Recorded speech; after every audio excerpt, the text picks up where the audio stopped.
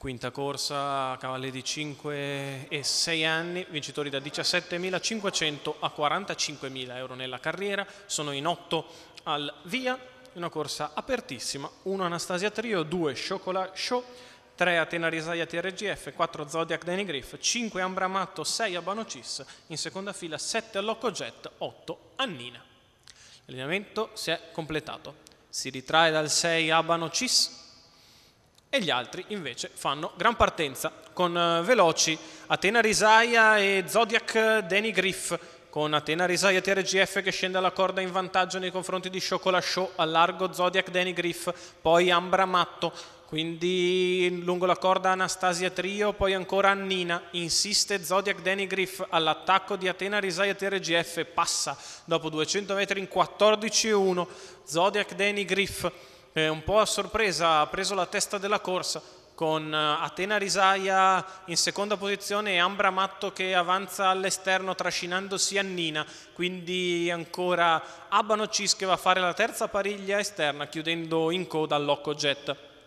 29-1 per il primo quarto e il gruppo che si va a portare sulla dritta delle tribune con la piegata di sinistra passata in 16-2 in decelerazione da parte di Zodiac Danny Griff che guida il gruppo nei confronti di Atena Risaia TRGF, al largo c'è Ambramatto, in pariglia Annina, lungo la corda Chocolat Show, poi ancora Anastasia Trio in pariglia con Abano Cis e Allocco Jet alla retroguardia, 1 minuto e 4 decimi, una frazione in 31,1 di rifiato per Zodiac Danny Griff che ha speso per andare davanti e ora se la giostra al comando. Il chilometro dell'allievo di Edoardo Locisani in 1,15,8, muove Annina dalla seconda pariglia di scatto, cerca di portarsi sulla testa della corsa, prova a contrarla Ambramatto, ma Annina arriva di un altro passo, sta passando nei confronti del gruppo, la dritta di là passata in 14,5 e Annina se ne sta andando dal resto della compagnia, prova a muoversi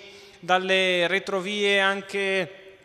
Allocco Jet in mezzo alla pista che scavalca il gruppo e ci mette in caccia di Annina che ha fatto 14,7 la piegata conclusiva, viene anche Anastasia Trio in mezzo alla pista, ma Annina ha rubato il tempo a tutti, è a 100 dalla conclusione, è padrona della corsa. Annina che ripete l'ultima prestazione super e viene a vincere nei confronti di Anastasia Trio che sul palo piega un ottimo Allocco Jet che rientra molto bene. 2 minuti 1,14,6 il ragguaglio cronometrico per il successo di Annina. Andrea Sarzetto